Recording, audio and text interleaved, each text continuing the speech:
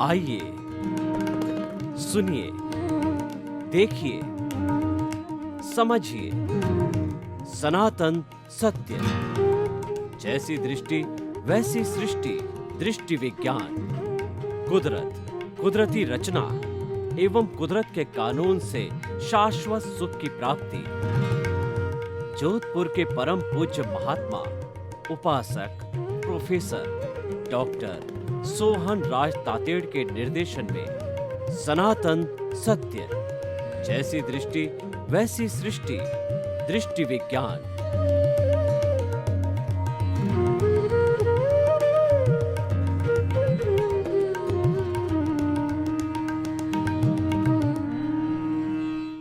भाई और बहनों, मातृशक्ति को नमन। आज का विषय है पुरुषार्थ और परिणाम। पहले हम दोनों की परिभाषा कर लेते हैं। पुरुषार्थ का अर्थ होता है एफर्ट्स करना, कार्य करना, मेहनत करना और जो है कुछ न कुछ जो है करते रहना। यह चरे वेती चलते रहो तब तक चलते रहो जब तक कि मंजिल नहीं मिल जाए। कहने का अर्थ है कुछ न कुछ कार्य करते रहना, कर्म करते रहना जो है ये पुरुषार्थ कहलाता है। अब ये पुरुषार्थ दो तरह का होता है। एक तो रियल पुरुषार्थ होता है और एक रिलेटिव पुरुषार्थ होता है। रिलेटिव पुरुषार्थ है वह विशेष लाभदायक नहीं होता है। पुरुषार्थ नहीं, हम ऐसा नहीं कह सकते हैं, लेकिन वो रिलेटिव है, वो सापेक्ष है, इसीलिए ये कम प्रभाव देने वाला है। और रियल पुरुषार्थ होता है वह बहुत बड़ा लाभ देने वाला है, वह मंजिल तक पहुंचाने वाला होता है और वह सनातन सत्य बताने वाला होता है। वह कुदरती और कुदरत के कानून पर आधारित होता है। उसको हम दृष्टि विज्ञान भी कहते हैं और वह हमें मुक्ति दिलाता है। देखिए कि अगर आपने जीवन का लक्ष्य जो है वो शाश्वत सुख को प्राप्त करना बनाया है तो यह बात आप पर लागू होती है। कई लोग ऐसे होते हैं कि मुझे क्या करना है, मुझे तो ऐश आराम मौज मजा करना है, तो फिर उसके लिए तो बात करने का कोई प्रश्न ही नहीं है। लेकिन हमारा ये पुरुषार्थ और परिणाम विषय है उन लोगों के लिए है जो कुछ करना चाहते हैं, जिनमें कुछ ललक है, जिनमें कुछ जिज्ञा है, जिनमें कुछ जुनून है। कोई कहता मुझे कुछ नहीं करना है तो हमको भी कुछ नहीं कहना है। जिनमें जुनून है और where there is a will there is a way. जहां पर विल होती है, जहां चाह होती है, वहां राह मिल जाती है। उन लोगों के लिए ये विषय जो है पुरुषार्थ और परिणाम है। तो पुरुषार्थ मैंने रिलेटिव बताया।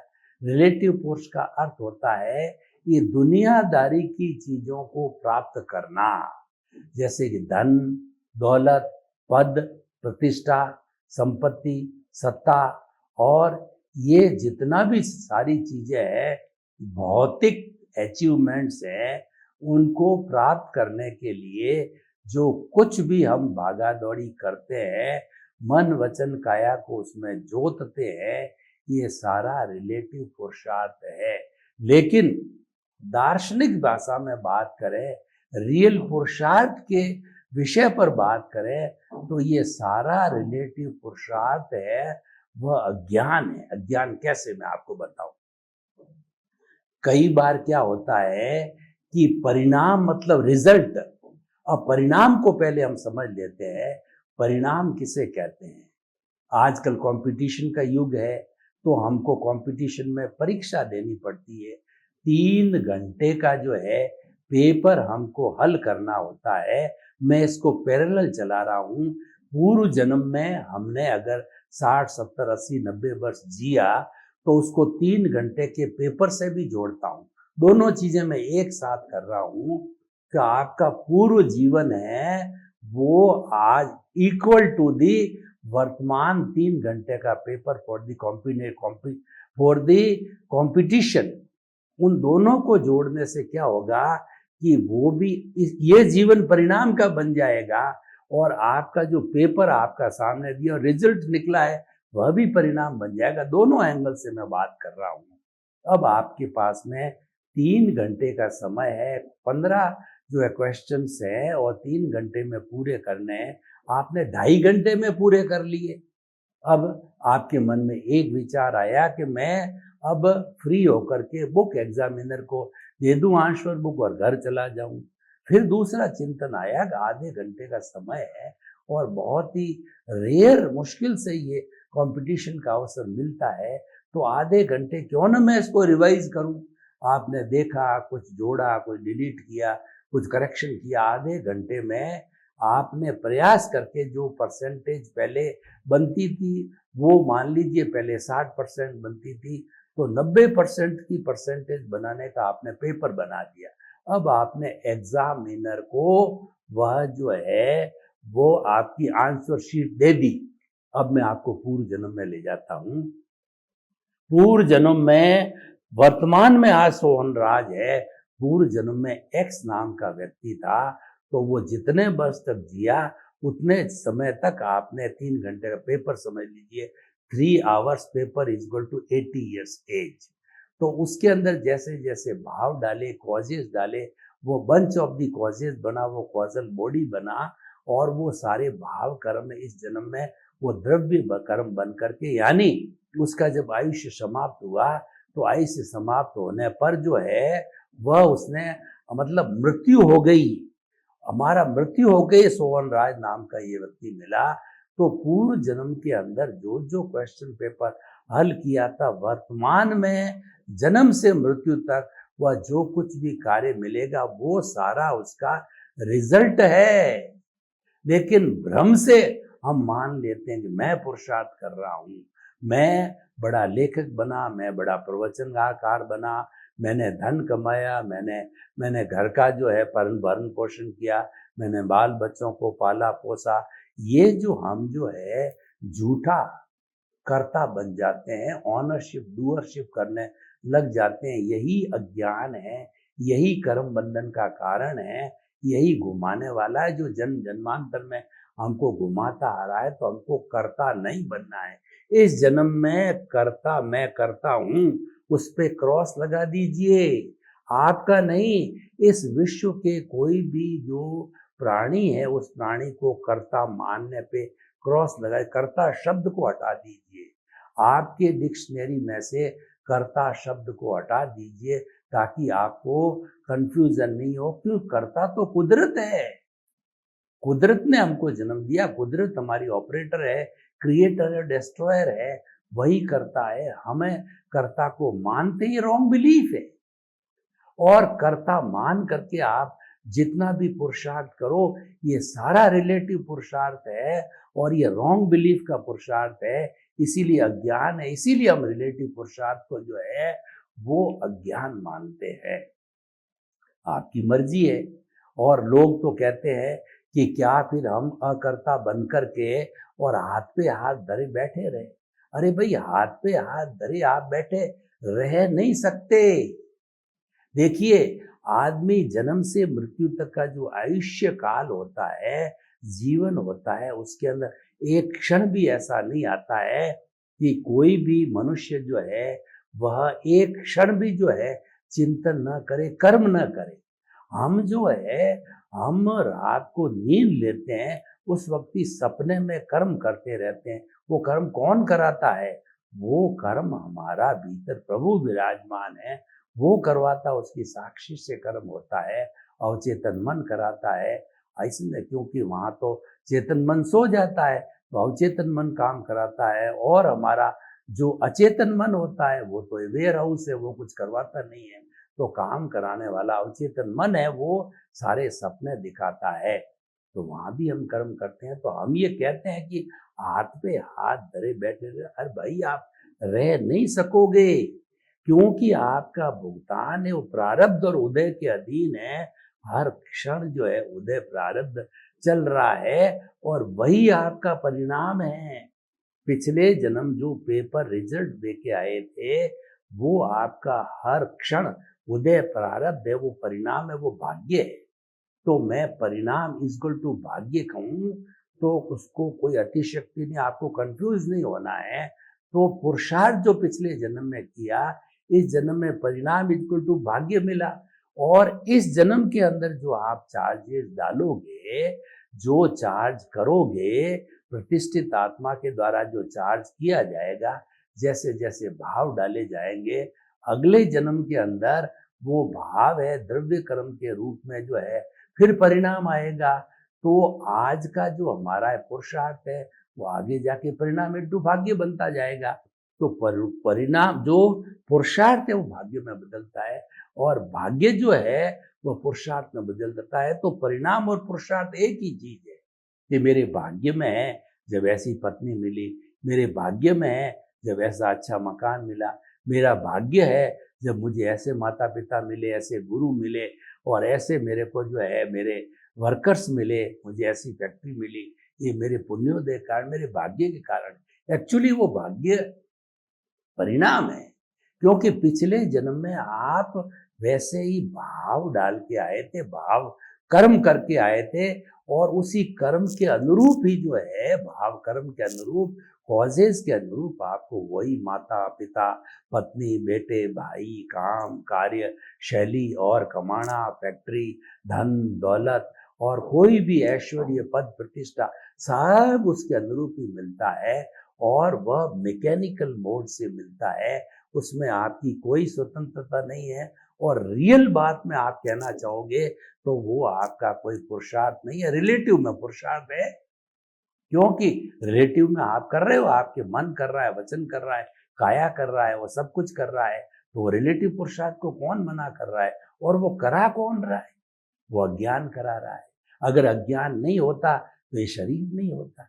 ये शरीर मन वचन काया रूप ये शरीर है, पिछले जन्म के कर्म के भुगतान के लिए मिला है और इसका कोई फंक्शन नहीं है। जब भुगतान पूरा हुआ, आयुष्य समाप्त, राम नाम सत्य है और आपको जो शमशान में ले जाया जाएगा, इलेक्ट्रिक फर्नेस में वो सीधी सीधी की सीधी आपके शरीर को यूं डाली जाएगी, बटन दबाया जाएगा और ओम नमः शिवाय, ओम नमः शिवाय, आपका विद इन 5 मिनट्स जो है पंचभूत का पतला कुछ भूत में विलीन हो जाएगा।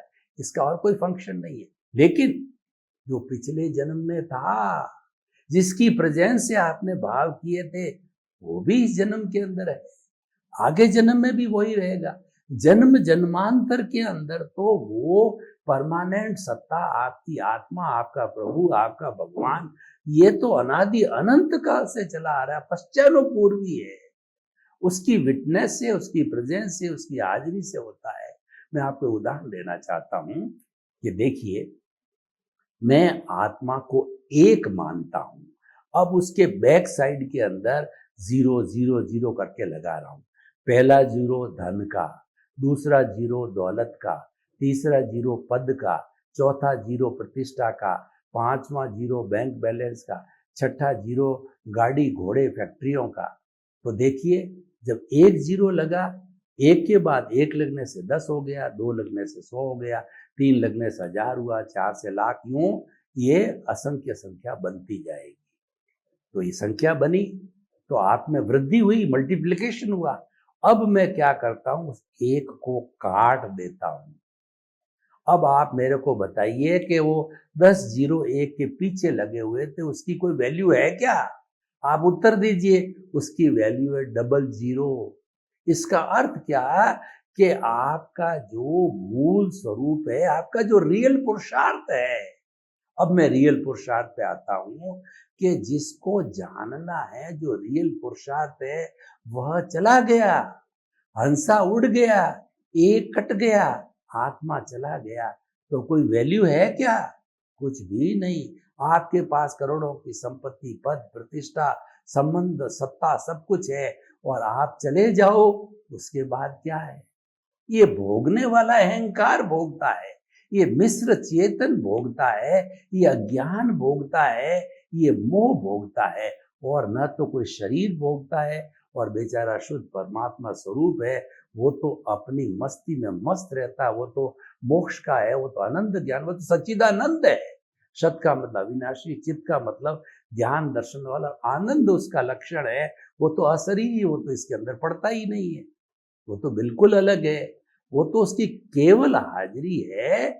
और अगर मान लो व्यक्ति ज्ञानी पुरुष है, उसकी भाव सत्ता से जो एक प्रज्ञा बाहर निकलती है, वो प्रज्ञा जो उसको कंट्रोल करती है। और अगर मान लो वो ज्ञानी नहीं है, वो केवल जीवात्मा है, केवल अज्ञा है, तो वो जो हमारी जो कहना चाहिए कि प्रतिष्ठित आत्मा है, जो पुरुषार्थ यानी प्रतिष्ठित आत्मा, एक शब्द आप अच्छी तरह से नोट कर लें, पुरुषार्थ इज इक्वल टू प्रतिष्ठित आत्मा। चाहे वो रियल पुरुषार्थ है, चाहे वो रिलेटिव पुरुषार्थ है, चाहे वो अज्ञा है, चाहे वो प्रज्ञा है, चाहे वो मन है, बुद्धि है, चित्त है, अहंकार है, अंतःकरण है, जो कुछ भी है वो सारी प्रतिष्ठित आत्मा ही कराती है। मूल आत्मा की केवल प्रेजेंस है। इसलिए हमको कंफ्यूज नहीं होना है। पुरुषार्थ इज इक्वल टू प्रतिष्ठित आत्मा। तो अब आप देखिए कि आप समझ गए होंगे मेरी बात को। तो मैं क्या कहना चाहता हूं कि आज का जो हमारा विषय है पुरुषार्थ और परिणाम, परिणाम को आप पुरुषार्थ मत मानो।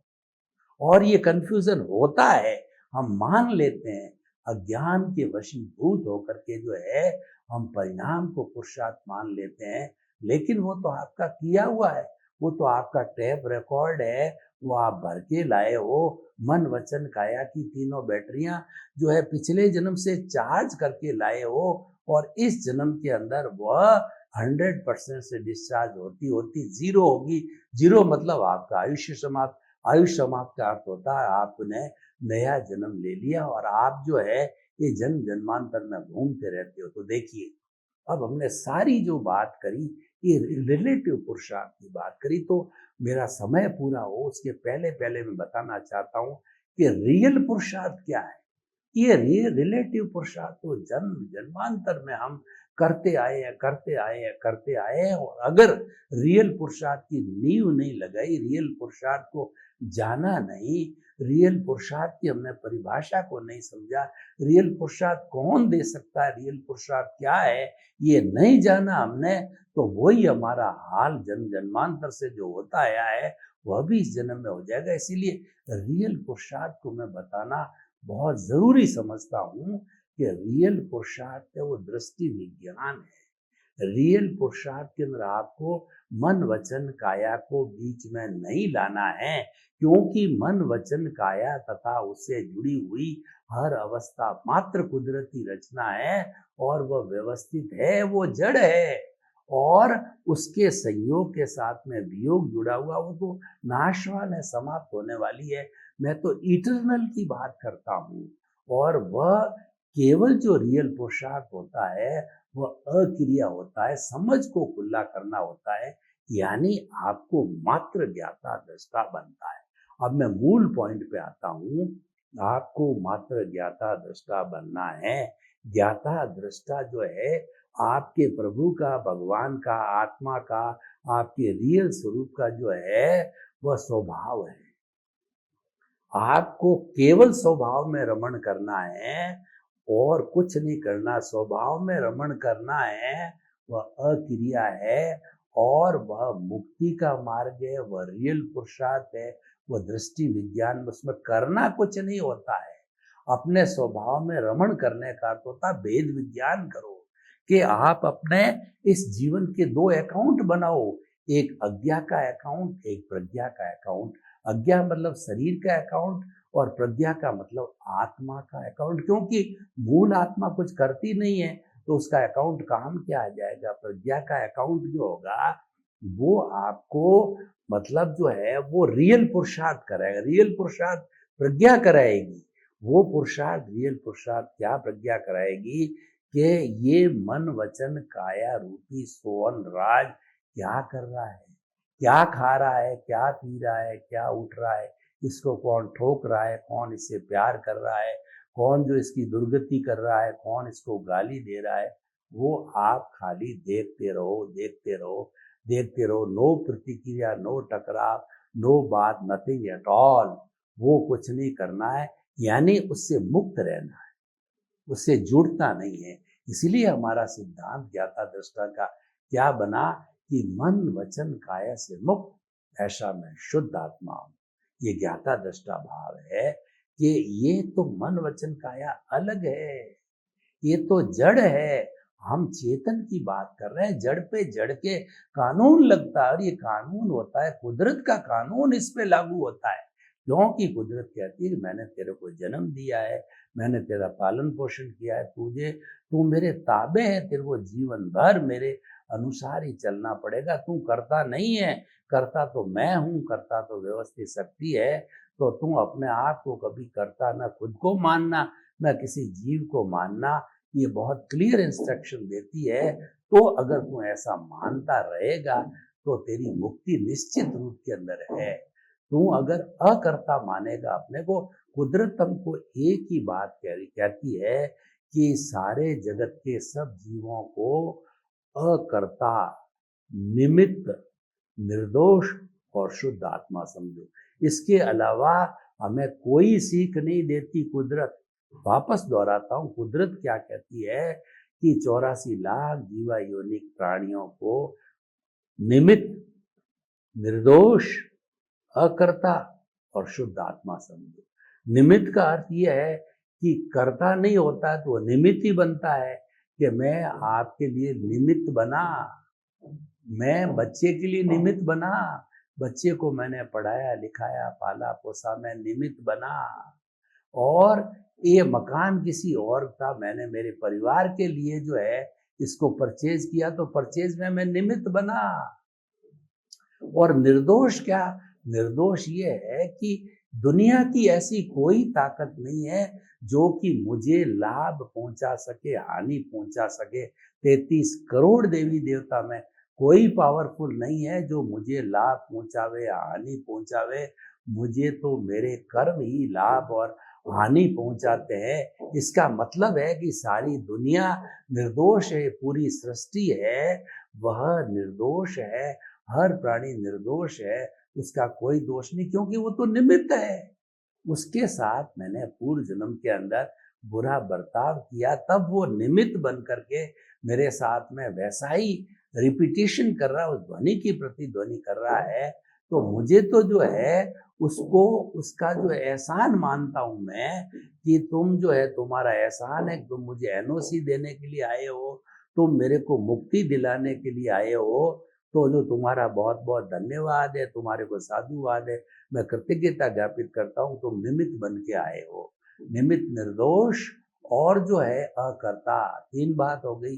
चौथा है कि हर एक के अंदर शुद्ध आत्मा के दर्शन करो, कि 84 लाख जीवा योनि प्राणियों के भीतर विराजमान शुद्ध आत्मा भगवान को मैं जो है शुद्ध आत्मा भगवान को निर्दोष दृष्टि से दर्शन कर उनको नमन करता हूं। तो इस तरीके से जो है ये हमें, ये हमारी सृष्टि माँ कहती है। तो अब जो हम बात कर रहे थे पुरुषार्थ और परिणाम की बात कर रहे थे, रियल पुरुषार्थ की बात कर रहे थे, तो रियल पुरुषार्थ दृष्टि विज्ञान है। रियल पुरुषार्थ में रहने का अर्थ होता है ज्ञाता दृष्टा बन के रहना, कि हम अलग मानो, शरीर अलग है, मैं अलग हूँ, ये तो मेरा पड़ोसी है। मैं तो जहाँ पर ये दर्शन केंद्र है, जो कि आत्मा का स्थान है, पिनियल ग्रंथि का स्थान है, वहां पे मैं, मेरी आत्मा रहती हूँ। मेरे साथ में प्रज्ञा पुत्री है, मेरे पास साथ में संवर है, संभाव है, 5 आज्ञा है, और ये प्रज्ञा जो है सबका संचालन करने वाली है। मैं तो कुछ करती नहीं, मैं तो अक्रिया हूँ, मेरी तो केवल हाजिरी है। और मेरी हाजिरी है तो आप लोग सब लोग इतनी बातें करते हो, इतनी बनती है, जैसे कि कहा जाता है, देखिए हाजिरी का प्रभाव कितना होता है मैं आपको बताऊं, कि कुल 6 तत्वों से ये विश्व का संचालन होता है। ये हमारा कुदरती रचना कहलाता है। उसमें से 5 जो तत्व होते हैं वो है, जो पहला होता है कि निर्जीव यानी जड़, दूसरा गति सहायक, तीसरा स्थिति सहायक, और चौथा के समय, और 5वां जो है वो हमारा आकाश या काल या स्पेस कहलाता है। इन 5 तत्वों को भौतिक विज्ञान मानता है। यहाँ तक हमारा सारा भौतिक विज्ञान है।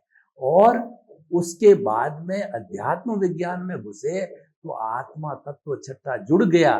तब देखिए कितना काम बढ़ गया।